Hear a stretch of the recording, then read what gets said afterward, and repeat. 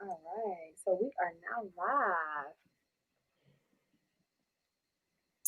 Hello, everyone. Thank you for joining us for another broadcast episode of Politics for the Culture. Today, I have with me the most amazing person and friend that I get to join me tonight.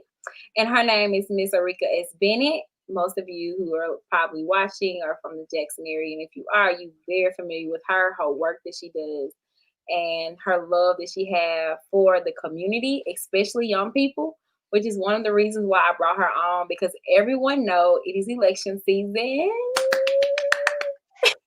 I love this season. Well, in Mississippi, for those of you who don't know, we have elections every year.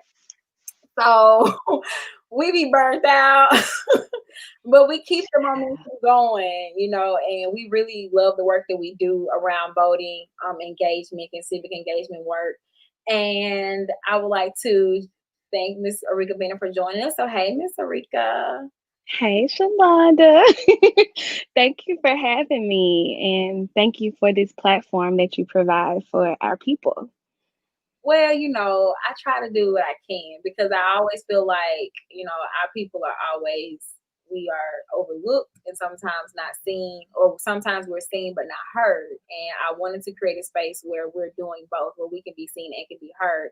And due to COVID-19, it actually kind of empowered me to go ahead and do this because I was like, people want to now, everybody's at home, don't know, want to probably listen Mhm. to something or do something besides just binge watch Netflix. So I was like, let me create a platform too where it can also be live. So those of you who are seeing it on Facebook, you can also share this live on your page, and you can also subscribe to our YouTube channel because it'll also be on there. Before we dive in, I want to say I am rocking me Votes shirt. I love my swag of Mississippi Votes. They always have the latest swag, so I had to be like, okay, you know what? I'm gonna definitely wear my shirt tonight in supporting of the organization. For those of you who are, need to give, you can go to votes.org and give to the young people because they are actually doing work on the ground. I love that. And you look cute in the shirt too. Thank you, thank We you. got to put you on the website. Right. Free promo. But that's what you do. You promote you. I feel like you as people who have friends, no matter if they have an organization, a business, support them. It don't Yeah. take nothing but a share or like, you can give a $50 or $100 donation to the organization that they also have, which is something that I do because I always Mhm. believe you have to believe in your people, and I always believe in this organization when I was introduced to it. And although I no longer reside in Mississippi, I still believe in the organization, and I will forever love Mississippi Votes. So let's Thank you. dive into the conversation. And Ricky, you ready? I think so, sis. So I created like a list of questions that I kind of wanted to ask Rika because although oh yeah, y'all, make sure you can definitely go get your wine out the fridge because I made sure I got mine when it got mine. But so my first question that I wanted to, oh, so I want to ask you, Arekia, we all know you've been in the movement for a very long time, for a while, and you didn't just start this when you started with Mississippi Votes, for those of you who do not know. Mhm. I did not get a chance to meet you in undergrad, but I heard a lot about you and a lot of things that you contribute to the university. And one of the things I do know that you created an organization. So I want to go back first before we go forward. Okay. And I want you to tell people what the organization was and what empowered you to create that organization on Jackson State campus. Yeah, so that's a really good question. I went to Jackson State University and I was a major in physics and chemistry, and I minored in education. I wanted to be a physics teacher, a professor, all of that good stuff, and that was the goal, right? But as I got oriented to the campus, um, there were, I think my freshman year, this is 2011, my freshman year, I would go to class and every day folks would be on the plaza, the pedestrian walkway at JSU. For those of you who don't know, folks would be on the plaza with these signs that said, yes to Initiative 26. And I'm thinking like, okay, there is a picture of a fetus and a number on this picture. What does this even mean? And prior to my actual fall semester starting at JSU, there were a number of things that was happening on campus around sexual dating violence and sexual assault and sexual misconduct. And I started to really ask a lot of questions about like my body. And as I would learn, Initiative 26 was, basically taking away women's rights to use the bathroom, really, honestly. But, it was Initiative 26 was called the Personhood Initiative, where, it would take away women's rights to contraception, birth control, abortion, etc. You name it. If it had something to do with my uterus, that's what Initiative 26 was going to take away, my full reproductive human rights. And as I understood that, I was not having it, quite frankly. And my friends and I, we were trying to wrap our minds around like how we could talk to our peers about it. And 2011 was also an election year in Mississippi, and a bigger election outside of that ballot initiative. And we got some of our friends together and we talked about it in the middle of the plaza. We talked about it in our classrooms. We talked about it in the dorm rooms. And, folks showed up and they registered to vote. We registered a lot of folks to vote that semester. Folks showed up and they voted against Initiative 26. And so, and I'll talk a little bit about like what else was on the ballot that year that was kind of mind blowing to me years later. But so that's where I really got my start around reproductive health and justice and understanding being in my body as a Black woman, as a Black queer woman, as a Black queer woman from the South, and what that really meant to have a piece of policy dedicated to taking away and stripping me of my human rights and my dignity. And I didn't have that language as a young person. I was just angry about it. And that's where a lot of the conversations in our dorm rooms and in our college classrooms came from. Shout out to Noah Dilla. She was one of my professors who actually made space for the classroom to be open for that kind of dialogue. And I got introduced to a lot of dope women and a lot of dope organizations, particularly Planned Parenthood, the Feminist Majority Foundation, and a lot of other Black-led organizations like Sister Song and the Mississippi in Action organization and the Mississippi Reproductive Freedom Fund. And the list goes on in Mississippi. Women in Mississippi have been doing reproductive justice for a long periodically time. Y'all remember? You remember that commercial? Not the commercial, but that meme. The girl, Okay, whatever. You didn't even do it. When she said, "It's been a long periodically time." No, I don't know. you don't remember? Okay, but but Black women have literally been leading this work for a very long time, and I didn't have the language to articulate my experience as a young person, or my frustrations, but it was through those orgs and through that lens that I started to develop this understanding that this university is not as safe as it should be for girls, for women, for female body folks, excuse me, and for female identifying people. And so what started out as a conversation about sexual violence and rape, quite frankly, and sharing stories between women about that experience turned into a Black feminist collective that is standing tall today called GIRL. That's an acronym called Gathering Information Related to Ladies. And they were able to advocate for some really dope things on campus. And from there, I was the president of the Gender and Sexualities Alliance, and we were able to move some policy on campus that way. But it was on the campus of JSU that I was not only politicized, but I learned the intersection between policy and life and voting and how all of that is like my being. And so, yeah, that's the short and dirty of how I got started. I really admire the fact that you created a whole entire organization catered to women, especially those now I know that wasn't the main story when you were able to like have a space to talk about that sexual abuse and sexual violence. Me, a survivor of it, and Mm-hmm.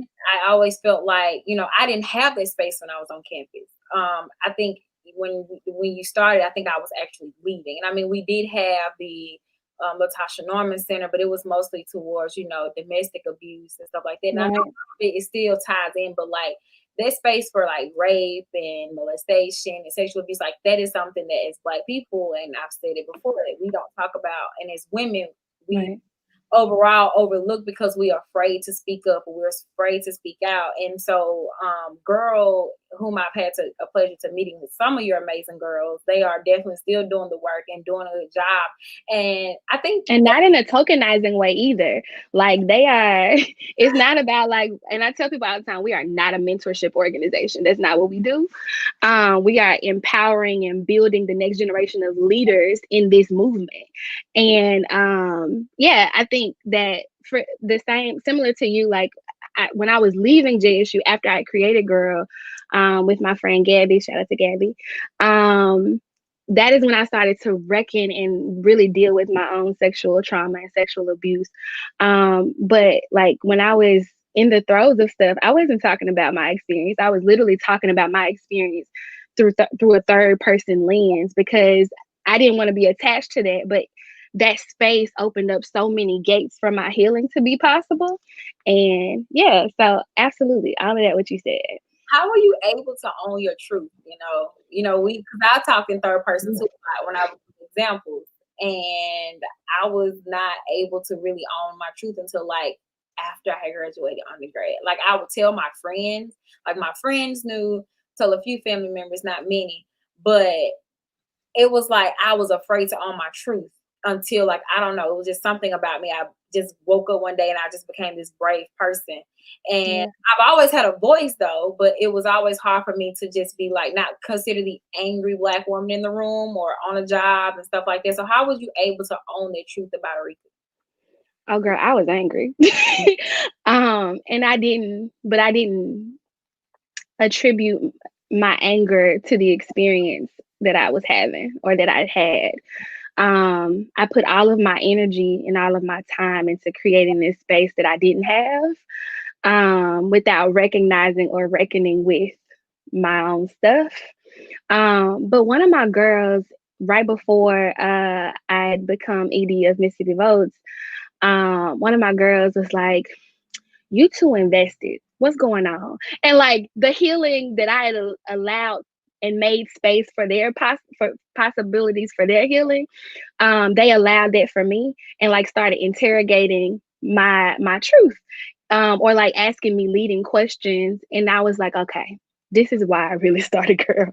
And women like Valencia Robinson and like I said, Noelle, like really made it possible for the truth to be for my truth to be told to myself because like they, especially Valencia, she had with Mississippi in Action, she used to host these conversations called our liberation table, where we would come and share our experiences, and that's kind of the model of Girl, right? We just come and we just talk it out, and create a plan to combat it if it's affecting the university. But at one of the our liberation table meetings, a light just clicked that I could tell the truth because it was such a space where I could be real and I could be me and I didn't have to pretend or pageant my way through it. And I don't know, it's kind of like what you said. Like I woke up and I came into that space after being challenged by my young people to be truthful and whole and honest. And their demand on me allowed me space in that other space to be free. And it's still a journey, right? Because I still wake up some days feeling detached from that story. But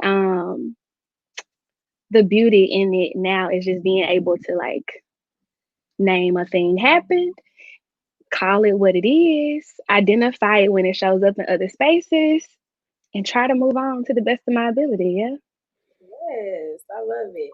I love the word liberation. It's like been my favorite word for the past few months because I've been feeling liberated with a whole lot of things in my life. But anyway, let's get to the real, the recruit while we're here. So you serve as the executive director of Mississippi Votes, and I did my research. You all, this is the only youth-led public engagement organization in the South. Um, that's led, but the significant part is led by strictly young people. And That's a lot of pressure. so how do you feel knowing that you amplify this type of movement with a generation that's younger than you are, and in us in our because we're millennials. So how do you feel about that work that you do with these folks and your role that you play? So that's news to me. I didn't know that we were the only youth led org in the South, you say? Because like you have like the other organizations are not youth led. Like young people actually lead your entire movement. Yeah. I mean, we have Yes. the lives matter movement, all that type of things, but it's not like it's planted in different states or anything like that. But as far as an actual organization that's ran by young people, from what I did research, and I may have omitted one, but I didn't come across any that was a youth led organization. Well, I'm gonna have to sit with that. That's beautiful. I didn't know that. But wow, okay. So I don't take that responsibility lightly. I knew that we were the only youth centered and youth led civic engagement organization in Mississippi, but I didn't recognize that about the South. And so I take that in the same way I take this new responsibility. But it makes me feel much more committed to our organizational mission and our vision and our values of cultivating the leadership of young folks and cultivating this transformative culture of civic engagement across our state. I think a lot of times when we talk about national politics, when we talk about global politics, we leave Mississippi off the table, and we leave the energy of young people and the synergy and the soil that's here out of the conversation, when honestly folks in Mississippi taught the rest of the world how to organize. And so the spirit that is existing in what we're creating, what we're developing, what we're envisioning and imagining at Mississippi Votes is that, right? Like we want to get back to not just understanding how to be innovative in this moment, but how to be effective and how to be really thoughtful in our approach to engaging every young person and every person who is every person really in the state of Mississippi about what's happening in our electoral processes, so that they can see themselves as part of this larger picture, as viable to what's happening and what we're building and what we're growing. And I just, like Mississippi has 17 colleges and universities. We are on 15 of those. And we have young people who are connected to the other two college campuses as well. And I think what people often miss is that, the robust nature of our organization isn't just on college campuses. Like we are really in the community. Young people are knocking on doors. Young people are making, well, not in the age of COVID, but young people are making phone calls and doing text banking and doing all of these things that have traditionally gotten out the vote in Mississippi, but in a very thoughtful, strategic, and 21st century kind of way. And yeah, I'm amazed at the growth that we've been able to see in the last 3 years. Has it been 3 years since I've been ED? It's been 2018, 2019, 2020, something like that. But we've registered 15,000 voters in the last 2 years. And many of those folks are, like I told you, when we met initially, like many of those people are our age, 15 to 35. And I think it's so interesting for us to be building this ecosystem of leadership, because we're engaging young people as early as 14 to be part of this movement. And I think it is part of you and our generational mission to reach back.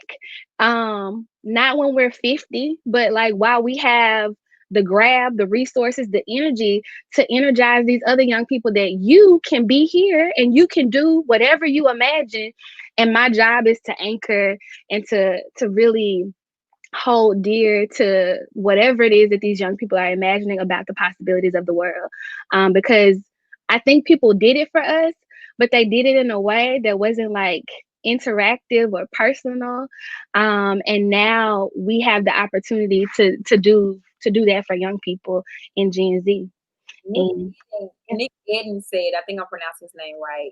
You didn't omit any. It's the only one. It's the closest thing to SNCC since the Civil Rights Movement. So I was and that's really amazing, Arekia, because I mean I remember you telling me your story on how you started out with Mississippi Boats and like how you were the only what people don't know, you were the only employee. Now you can't even get rid of the young people if you wanted to. And so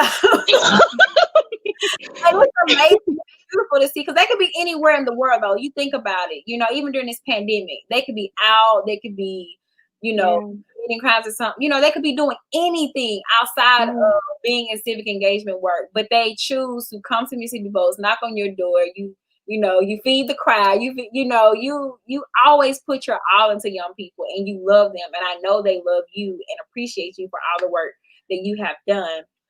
And it kind of thank you for being an auntie to my babies. I have no other choice because you just tell me what to do, and I just have to show up anyway. So, I mean, yeah, but yeah. So I just pass them a check. That's all. But I got you.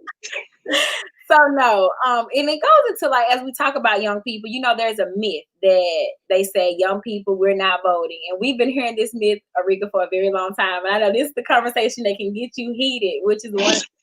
This topic can get you very heated because not only know the numbers and you also do the work, but you also knowingly like what people try to identify millennials with the generation after us, and so there's a big conflict and a big miscommunication.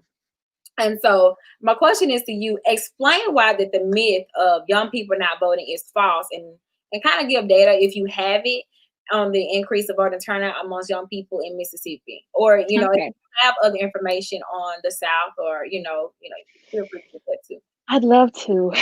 So, so 2018 was a very monumental election season for the entire country, right? Young people showed up in record numbers during a midterm election, Shalaga. And so when I hear people talk about apathy in reference to young folks, particularly the millennials, I want to note that like those are people who are not talking to young people, like who are not giving resources to young people who are talking at them, not talking with them, to them, or in their mix. You know what I'm saying? So it's like, which is part of the beauty of being so close in proximity to be able to mentor and be really involved in these young people's lives outside of civic engagement, because you know what they're you one of our former employees used to call it being able to eavesdrop on what the next generation is up to. And so the truth is, in 2018, across the nation, young people in civic participation skyrocketed. In Mississippi alone, our voting pool of young people increased by 25%. And I'll go deeper with you around college engagement. There's a voting precinct at Tougaloo College, JSU, Alcorn, and a couple of others, but particularly those three. In the midterm election, I want us to talk like really keenly about this. The numbers are squaring us up in the eyes right now. So in 2014, there were about, I think, I'm not getting the numbers correctly, but I will tell you this. There was a 292% increase at Tougaloo College for civic participation. There was a 371% increase at JSU, and there was almost a 180 something percent increase at Alcorn. And so when I tell you that young people are not apathetic about voting, it's literally about information being easily accessible. That's literally the rocket science behind what we do. We give young people the tools that they need in order to make sound decisions on election day and beyond. during the legislative session is really when we get into the nuts and bolts of things at MSB, because that's when our political education starts happening for our cohorts, for folks who are part of the Democracy in Action Fellowship. That's our students on college campuses. And they really dive deep into creating and thinking through legislative pieces for our legislative agenda that move Mississippi forward in how people are engaging across the country with electoral processes. And so in Mississippi, we've got no modern tactics. And I know that people are kind of apprehensive about vote by mail and online voter registration, particularly after what's happened in Wisconsin during the primary. But what I'm saying is, once you open up the pool for people to be able to participate in this process, you open up the floodgates for a number of young people, thousands of young people, thousands of marginalized communities to be able to participate in the most basic part of our democracy. And frankly, that's really what it is. There's no apathy. There's just, we need to get our crap together and making sure that we are making our processes accessible, equitable, and sound, right? And so I think we've got everything we need at our disposals except elected officials who are willing to make that move. And so what we're up to is trying to make sure that young people are not only empowered to cast the vote on election day, but to run and change some things for the better, right? So if you want to see this world, 9 times out of 10, it might look like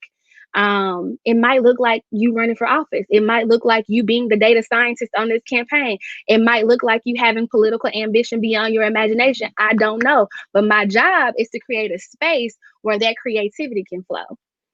Nick says, I've had several panels where I've debunked that because they tend to attach young people to Bernie's campaign. Right. Use his turnout numbers to justify the statement that young folks don't vote. And that's not true. That's just not true. I think we've got to stop. This is what we've got to stop doing. We've got to stop putting Black people in this bubble with the Democratic Party and start putting Black people on the same spectrum as every other folks, as every other group of people in America who are voting for their interests. That's what Black folks do. That's what people of color do. It's not about this black and white system of the two parties. It's literally about our issues. What's on the ballot? What do we care about? And we know that, some folks like Bernie don't care about what we care about. Some people don't match up to that. We know Trump, it's not about this black and whiteness that people are trying to make electoral politics out of. People think that Black equals Democrat or we believe X, Y, and Z. And we're not, the Black vote is not a monolith. Young people are the same way. We are not a monolith. We don't all believe in the same things, but we do all deserve equal access to the ballot box. Oh, the equal access part. We've been fighting for that fight for a long time, especially in Mississippi. And for those of you who don't know, is that we are a ID state, meaning you have to have an ID in order to go to the polls. So this isn't just like a conversation, it's also an educational moment too for those of you who do not know a lot of these rules and regulations that happen. And voter suppression is real. And that is a sign of voter suppression, like having the ID. And because if you don't have an ID, they can say you can turn yourself around, Right. Stuff like that. But that's not true. You have the right to still cast your ballot through an affidavit ballot. And so, which is what I was going to tell you earlier about 2011 when Initiative 26 was on the ballot. So was voter ID. And that's something that we completely didn't pay attention to, and we should have. But as a young person, I was like maybe 18, 19, had no idea what that even meant. And so I think as early as you start doing real civic engagement, like a real civics class in public schools, the better. We have a democracy class. And you talk about language, because honestly, when I was in undergrad and my first campaign was the Obama campaign, working with the NAACP and everything like that, all of this language that I know now and that I learned, it was more so when I really got involved and got my feet on the ground of this work. It wasn't when I was registering people to vote, because even then, now that I look back at it, to be honest, I didn't know what I was doing. I just knew I was handing students a piece of paper to say, hey, sign your name, and I'm putting this data into a system. hoping that it generates correctly. And I'm just doing what someone told me to do, not doing what, there was never a lesson, there was never a democracy class, there was never a um a civic engagement course that I could take to teach me those things. So I had to literally like learn this. And so for young people who are watching this, know like, you don't have to not know, because you have myself, you have people like Arekia, for those of you who, reside in Jackson. I mean, if you follow me on social media, I answer questions all the time. I have people be inboxing me all the time about um voting. I actually had a friend that inboxed me who lived in New York and asked me when is voter registration deadline in New York, and I'm like, I don't know, but hold on.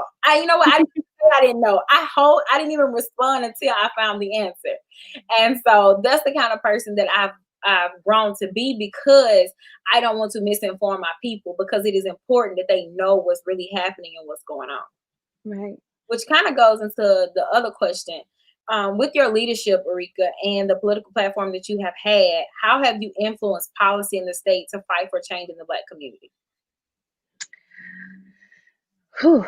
So every year that I've been at Mississippi Votes, for sure, and even beyond this moment, I have advocated for like revolutionary policies that reflect the lives and souls of the people who live in Mississippi. And I'll share a piece that I wrote about like Black feminist theory as public policy, because I think that there's so much to be said about how we can use the experiences of the most marginalized of us to like craft policy that speaks to all of us, right? But for Mississippi Votes, we have the fellowship called One Girl, One Vote, where our young women, girls, femme identifying people, female body people, are crafting a legislative agenda that they want to see made possible and actualized in the 2021 election legislative cycle. But every year we put together a policy agenda around voter expansion in terms of online voter registration, early no excuse absentee voting, electronic absentee voting for college students. And every year we are met with the same old around, and of course, rights restoration, making sure that folks who are in pretrial detention and serving time behind bars, who don't fall victim to the 23 disenfranchising crimes in Mississippi, have their rights restored and all of that good stuff, have access to absentee ballots, all of that.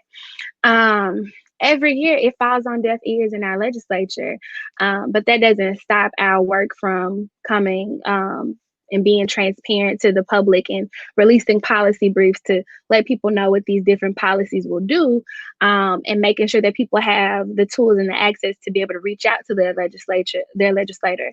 So it's an uphill battle, you know that, to convince folks to do anything that will move the electoral landscape further, because you know what that looks like for the state of Mississippi. If we open it up, a lot of folks who look like you and me will be able to do some things. So we're still fighting that, and we're still hopeful though, that this next cycle, given the new leadership that's in the legislature and the promises with the folks who have stood behind us on even House Bill 1521 and so forth, that, we're going to be able to do some stuff in 21. So hopefully it'll get better, but that's where we are right now. Shawana Coleman said, it is great that you are transparent enough to speak your truth and allow other women to have an outlet to speak on and speak their truth. Thank you. Hey. Yeah, so thank you, Ms. Coleman, for that. And I think that's the part that, well, we connected so great because we both had similar stories, similar ideas. I always feel like you're the most brilliant person ever, for real. And I was like, man, like, I really enjoy, listening to you all the time when you do, because I don't know if I'm, part of the feminist movement. I do advocate a lot on women's issues, but you are like, to me, you're like a go-to person that if I know if there's a question hands down on feminism or women's issues, like, or women's rights, like, you are my go-to.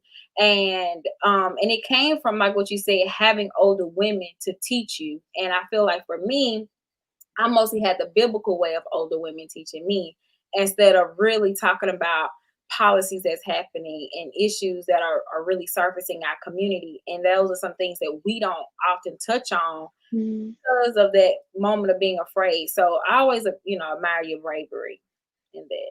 Let's begin. I admire your bravery, like the story that you tell now and standing firm in your truth is just so beautiful. And I shared it with some of my students to encourage them. But there's beauty in being able to be transparent about what's happening with you, especially when you've got young people who are looking to you to be transparent and truthful, which is part of like what I hope we're able to accomplish with the One Girl, One Vote Fellowship Talk, and with Girl.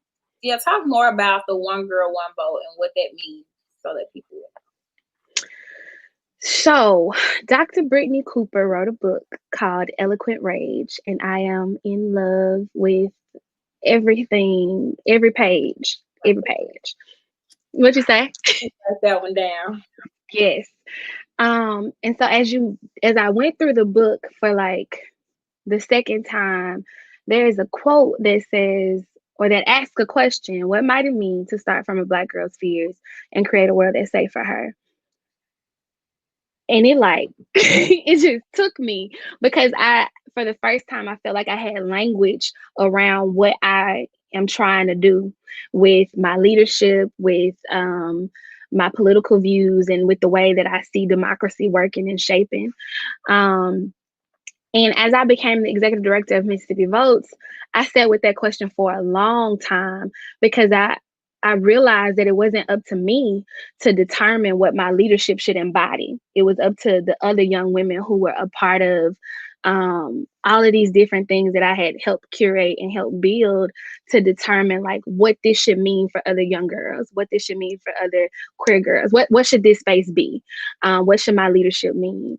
And so I asked Kian, you know Kian Williams, who's a teacher in Mississippi, and Erica, who was one of my students at JSU and part of Girl. One this summer that I started this job, I locked them in the conference room. You know how I do. I locked them in the conference room with markers and butcher paper, and I said, "We got to do something for girls. Like, what should this space mean? Like, what should my leadership mean? How can we create something that speaks to um, Black feminist theory as public policy?" And they came up with One Girl, One Vote. That is the idea behind OGOV came from Black girls who are doing amazingly dope work across the state. And it wasn't. I just felt like it wasn't my duty to like say this is what Black girls need without the input of other Black girls. And so that's where it came from. They were both a part of Girl, and in the organization there's a public policy representative, and that public policy person is responsible for creating legislative advocacy days. And Kian and Erica were like, well, what if that person was a fellow at Mississippi Votes and they helped create a legislative agenda that was unique to Black girls? And like, what if the way that we're talking about and imagining public policy to really reflect the way that we need to expand electoral access look like something from the lens of a Black girl? And that is how we and that's how we got OGLV. And like the brilliance of it is like these girls are being trained in every avenue, right? Like they're being trained to be digital organizers, data managers, political campaign consultants, all of these things, and really carving out space for them to like go to the legislature and advocate for policies that they want to see, or that they don't, or advocate against stuff that they don't want to see. And so OGLV is just the space for a continuation of a space that really empowers girls, women, female body folks to be. And yeah. Delta Johnson say, I admire you both. I admire you. Oh. We love you. You know that. Can't wait to see you next week. I love you, Velvet. Love you, Bennett. OGOV is another initiative I admired of yours as well. And so I got a chance to work with them. My Um, baby. and when I received a grant for to kind of engage more young women to get involved in the political realm of it, because you have the advocacy and the policy side, but the reason why I had wanted to create young women in politics is because I know what it was like starting out as an organizer, and you working your foot. I mean, you working your feet on the ground, and you working your mind and your hands, and it's like black women. It's like we're only good for just organizing. No, we can be your Mhm. policy directors. We can be your political gurus. We can be your data analysts. We can be your That's campaign right. managers. We don't just have to always be an organizer on a campaign. We can be your staffers on the hill. We can I'm telling you. chief of staff, so like that was one of the reasons why I created that space, and I'm still doing work towards that, because black women are often omitted for these roles, Yeah. and it's a time that we are rising up, that we don't have to just say, hey, I'm just going to be an organizer. Like, don't get me wrong, I feel like we all have to start somewhere, but we do graduate from these things, Right. have to stay Right. for forever. And so that's why I enjoy, working with One Girl, One Vote, and they express how they feel, being in Mississippi, going to the, because we did it on HBCU campuses, hearing their Hmm. voices on how they felt about the political process and everything like that. And so that initiative really, if it wasn't for you creating that, I would not have had my space to create the one that I have. So as women, we have to learn what it means to work together and work side, Absolutely. because what you don't know is somebody could be opening a door for you and you don't even know it. Instead of like, let's not be envy or jealous of that person. Figure out how well we can collaborate together, and that was one of the things that I know we did, and we were able to do. Yeah. And it was so beautiful. And like I tell when people ask me about that experience, I'm always telling them like Shalonda and I like really committed to creating baddies all the way around. Like girls who are like far beyond us. Like I envision somebody taking my spot, whatever that means, to do 10 times, 12 times, 500,000 times what y'all think I'm doing, right? I really want that to continue to be the case for, Black women in leadership. And I know that you feel the same way. So it was like a natural thing for us to do. Because we get tired too. I mean, think about Child. it. Mississippi has elections every year. You don't know like how tiring that is, and it kind of goes into the next question that I do have. I want to ask, right now we're suffering with COVID-19 that's happening, and there are a lot of stipulations that are in place. So what I do want to know is, how is Mississippi votes navigating through this election cycle with social distancing regulations? Yeah, so our our team has been through several transitions and shifts in the middle of all of this, right? So not just on the professional tip and like us trying to figure out programming, but personally, like we've been through some things. All of us are, my staff is, the average person on my staff is about 25. So Maybe young people, baby. listen, we've just been through it, but we've been so resilient. Like we have like looked at COVID-19 in the face and we're like, you know what? November 3rd, young people are still going to vote. Sorry. And so we've been really innovative in our tactics. Typically, we be on the ground knocking on doors, doing a lot of community town halls and doing a lot of voter registration. And a lot of prep for communities because our students will be coming back to school right about now. We've had to digitize everything. So we've created where we're in the process of redeveloping our website, and we're using some tools to help folks navigate creating their plan to vote in a very robust, simple way. So like you can go to the website, you can find your voting precinct, you can figure out how to cast an absentee ballot, you can download our toolkit and do this the virtual training for folks in your community because you know your community better than we do. So we give you all of our resources to be able to do that. In addition to that, we have launched several digital campaigns for our Up to Us campaign. So typically, for folks who don't know, our Up to Us campaign is a 16-week. Yes, that's it. The Up to Us campaign is a 16-week intensive grassroots mobilization campaign that is really setting up the state to be able to do voter registration, um, do voter engagement, voter education, and voter mobilization that leads up to our organization. We're a part of the Civic Engagement Roundtable in Mississippi that does election protection on election days. And so all of that is happening throughout those 16 weeks. Because of COVID, we've had to get really, Yeah. really innovative. And so we wanted to make sure that we were continuing to debunk this myth around voter apathy with young people. And we were like, how do young people consume information? And it was a no-brainer for us to do this music video with Dollar Black. Shout out to Dollar Black. It's called The Future is Up to Us. And so that message really talks about the organization and what we've been able to do in such a short amount of time. And it rings true to like this hopeful message that we want to convey to younger folks. Like, this is still the time, and here is an organization who is committed to giving you really sound information about how to participate in the elections on November 3rd. And so we've hosted community town halls with a number of folks who are working on House Bill 1521, which is going to expand um, absentee voting for folks who have been affected by COVID. And I can have somebody link that in the description so that people can read that. And we've had a number of conversations with community stakeholders and people in different communities that we would otherwise be in right now, with our series called Chopping It Up with Jay. Our field coordinator just released his first episode yesterday with Jeremiah Smith, who was also one of our fellows, but he's the executive director of the Rosedale Freedom Project.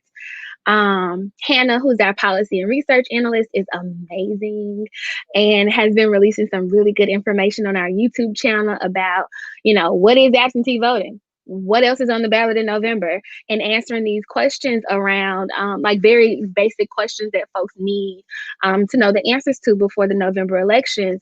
And yeah, like our youth civic engagement program, that's always going to be the heartbeat of what we do and who we are. And so we've prepared ourselves to, IHL made the decision to go back to school. And so we have been preparing ourselves with PPE for our students to be able to take back to campus to do their voter registration in a safe way. And our youth civic engagement coordinator for high schools, Nisha, is engaging young people through this democracy class as early as age 14. So it hasn't slowed us down. If anything, it's made us busier because we are so committed to young folks. And our data manager, the brilliant Charles Taylor, and I have been like really thinking through like what is going to mean for the most reliable folks in our electorate, folks who are ages 60 and up, to engage. And so giving them information about voting by mail, giving them information about 1521. And so we've amplified all of our digital efforts and doubled it times 12. And hopefully it's effective because we're truly invested in making sure that we live up to our vision. Jay says collective collaboration is amazing. Planting where you want to see blooming. Investing in our youth. Thank you, Jay, for that comment. We greatly appreciate that. But I hope I answered your question. You did. And because it kind of goes into what I was getting ready to ask you. You just said you were basically, y'all have been very innovative with a whole lot of things and trying to, push people to know there is more than one person on the ballot besides Biden. I want to make that very clear. We have Mike Espy who's on the ballot. We have Senate race going on. We have what else on there, Arekia? And see, beyond the candidates, though, I think part of what we're trying to be up to is creating a candidate questionnaire down the ballot, right? And making sure that the things that Mississippians care about, they're seeing what the candidates who are on the ballots, where they stand on these different issues so that they can make a clear decision for themselves beyond any party line. Like, yeah. Do you believe in healthcare? Like, how do you feel about public education? Like, all of that is what we're trying to make sure that the public has information around. I was just thinking, like, outside the Senate race, are there any other, because I'm not familiar, like, Yeah, and I'm gonna have somebody link that down in the chat so that people can have access to it. It's so You much. can't hear me? No, I said I can't take it out. I can't think about it off the top of my head because it's always so much on the ballot. Yeah. So It's so much. So I'm gonna have Velvet or Grace or somebody link what's on the ballot in Mississippi in the chat so that people can consume it after we're done. okay, cool. That's great. So in what ways can our voting system improve for measures such as these? For COVID-19. Yeah, for Say it like again. this for situations like this, we already know there's not a lot of expansion to we need a lot of voter expansion that's happening in Mississippi. So what ways do you feel like that we can improve based on like when we do come across situations such as these? Yeah, I think what COVID-19 is teaching us, beyond the obvious of the obvious, Hmm. is that we have a lot more tools at our disposal than we like to pretend we do in America when it comes to voting in the electoral process. So, for instance, in Mississippi, folks who are serving the country overseas, they get to vote with the UCAVA system.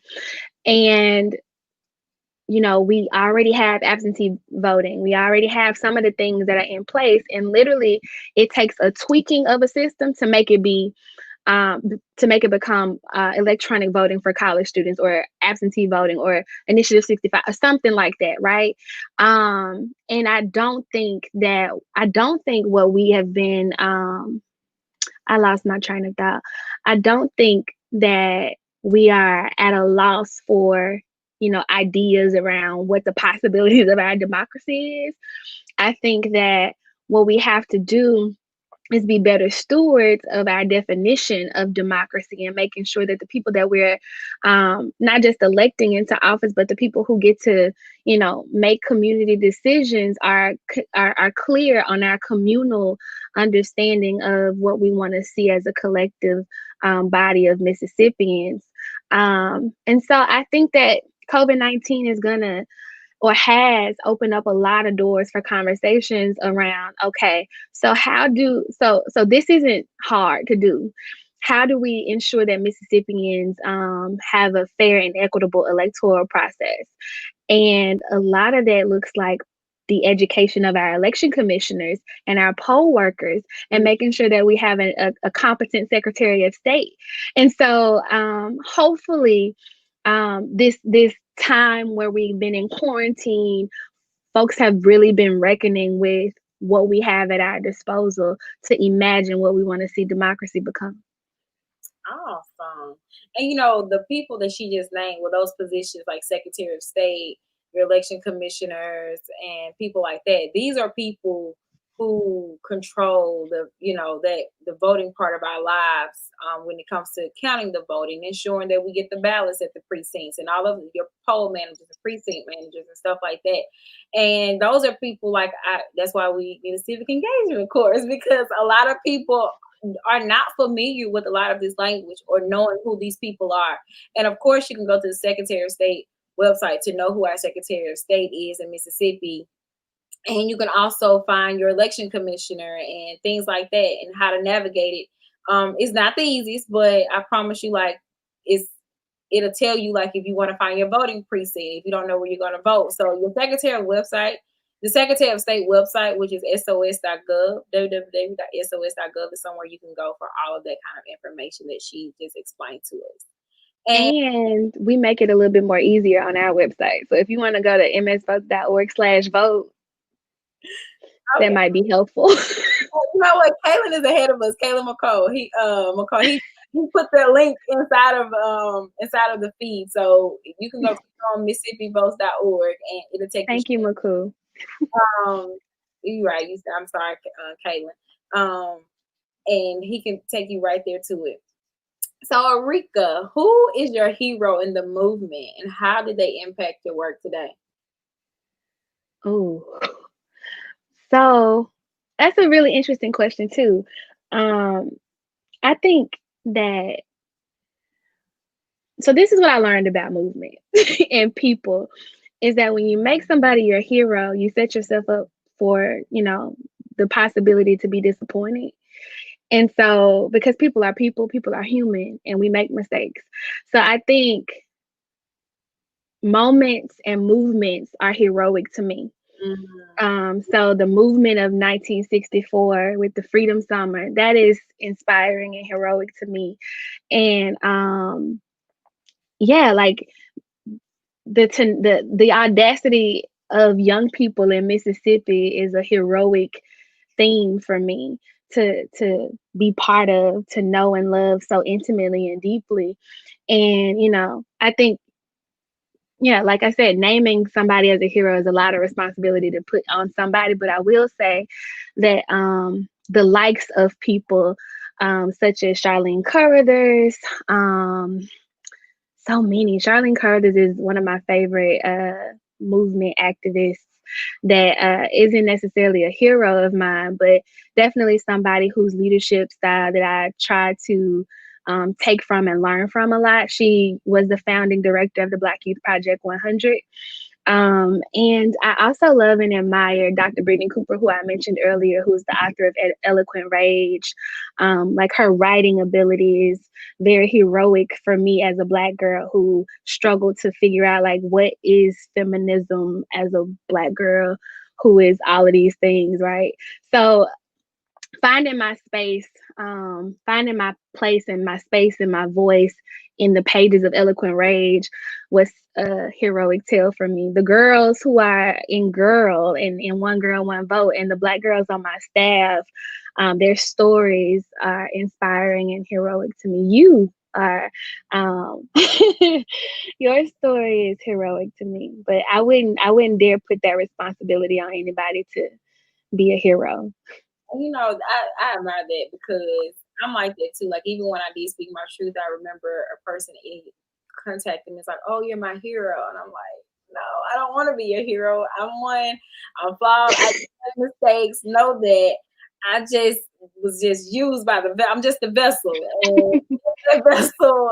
I just happen to have a voice, and that voice is able to speak truth, and my truth is able to empower me to work in this field unapologetically, Yeah. having that sense of bravery that I've been having over the past few years has engaged me into ways where I'm like the same way. Like I don't know if I have a specific hero in the movement. I just wanted to ask because it was like I thought about that on my own self. Like what? Because there are so many women who I admire who have paid Yeah. for me, who have opened a door, who have taught me a lot of things, who have. I mean, I know you talked about your Noel and a few. Love Noel. I'm like, I remember when I didn't understand policy, I had a degree, but it was Akia Summers who really taught me the Hmm. groundwork of policy and how what representatives Akia Summers now. Zakia is so brilliant. Like, oh my God.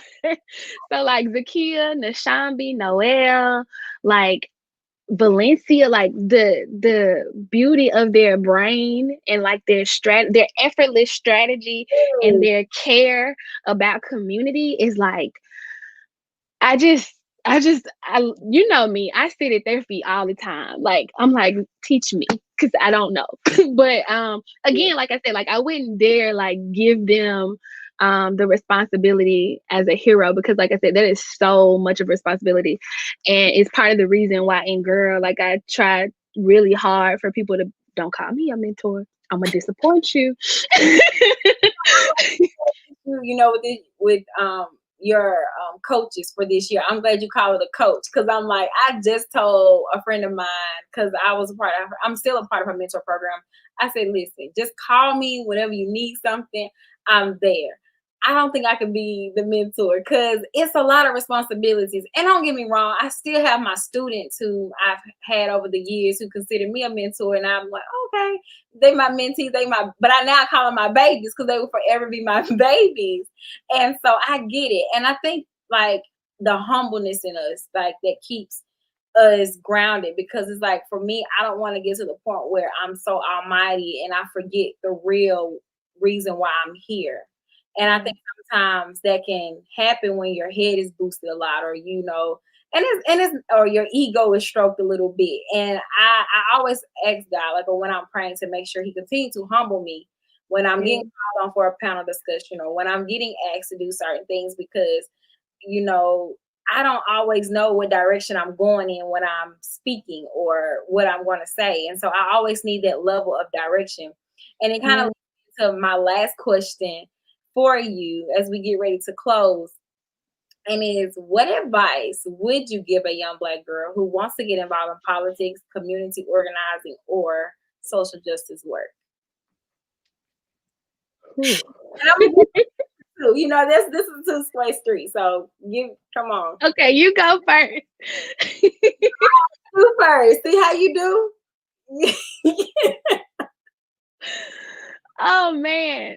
So I that goes back to the last question a little bit too, because I don't I don't see myself being as effective as I am without the guidance of elders. Whether it's, you know, Nashambi or Noel or whoever, I don't think that because I'm the executive director of some organization, that I am above teaching. Mhm. And I am consistently a student of the folks who've come before me and my peers. Like I call you all the time, ask you questions because, we're frozen. Are you back? Yeah. Okay. But yeah, basically, I think that one, I would tell that young person, you can do whatever you want to do. You have everything that you need to create the world that you want to see. Um, and you don't have to do that alone. You don't have to do that by yourself. Read a lot of books. Stay disciplined about your discipline. If you want to be a data scientist, if you want to be a congresswoman, if you want to be the city council, like whatever it is that you want to do, study that thing and get under some folks who can teach you and really develop a plan of how you want to see that come into fruition and get clear about purpose and intention. Because what people don't tell you about this work is that if you are not clear as day about why you do what you do, it's so easy to get sucked up. It's so easy to get confused and sidetracked. It's so easy to not want to go to work every day. It's so easy to do when you don't have have the intention of community at heart. So investigate and interrogate your intentions. Get under you some elder women or elder folks who can help cultivate your leadership. Read and be disciplined. And yeah, That's a good. and call me. Because I know we be on the phone at 1 and 2 o'clock in the morning, brainstorming, strategizing, and it's like I And think. I don't mean call me as like I'm a gatekeeper to any of this either. I'm just saying like I want to be there because I think a lot of times when young girls want to come into this work, it's almost like you got to get hazed before you can do whatever. And it's like, no, I don't. That ain't what I'm trying to do. I really want the best for you. I actually want you to be the executive director of Mississippi Votes. So, so like, or something else, or whatever it is that you want to do, I want to help resource you and push that out and make that possible. Because the reality for you and me even is that a lot of people helped make us possible, and we gotta give credit where credit is due. You know, like a lot of people shoved us in rooms that we didn't think we had any business in, beyond our own imposter syndrome. Like a lot of women gave us the mic. And that's what I always say that about Nisham. There's not a room that she sit at that I can't be at the table in, you know, and she'll give up her seat for me sometimes. And so I think the same thing is true for me and you. And the same thing is true about how we try to bring up the next generation of young women in leadership. It's beautiful as always. I love your eloquent of words. You always have a way with words. Um, to answer the question on my end, the first thing I would just say, start where you at. It's Hmm. not a map to this. There is no blueprint. There is no saying I have to start here, I have to start there. There's none of that. Like, I mean, I started in college working as just being a little regular organizer. And it's like I didn't know that that moment was going to lead up to me being able to have this platform and things like that. So I just tell it the best advice I can give you: start where you are, be true to yourself. Um, Remember why you're in this work because it matters. Because there are going to be some days where you get tired. There's going to be some days where you're worn out, and you got to remember why you're staying in the fight. But don't forget to self care yourself because I'm speaking from experience. um, I have been burnt out because I was afraid to say no to so many things when I could have said no. Listen, the work and the movement is going to continue whether you're in that room or not. And so I advise every woman, especially women of color, like take care of yourself. Mental health is important because these issues that we fight for, um, they they are just on my train of thought. The issues that we fight for affect Black community more. So we are attached to the work, and the Mhm. trauma goes along with that. And so I feel like it's very important that if you don't have a therapist, I know I have one and I have had one in the past. I have to find a new one.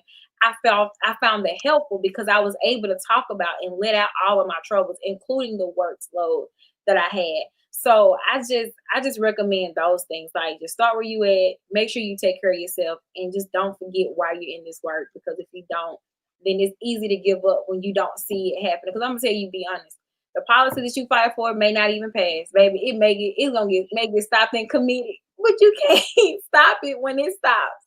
You gotta pick yourself back up out the bootstraps, find another strategy, and keep moving forward. And that's the best advice that I can give any person who's looking to be involved in civic engagement. And of course, don't be afraid to contact me. I'm not an expert or either, and I still have questions to this day. But I have mentors who have mentored me, who I can contact and call and say, "Hey, I have a young lady who needs X, Y, and Z. Can you help?"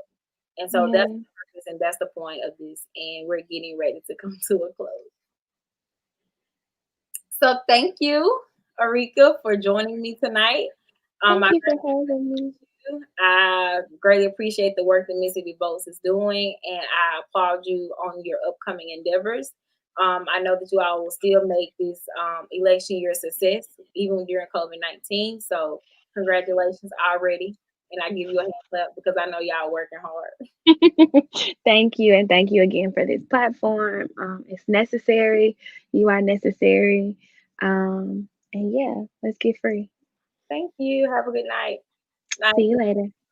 Thank Bye, you. y'all.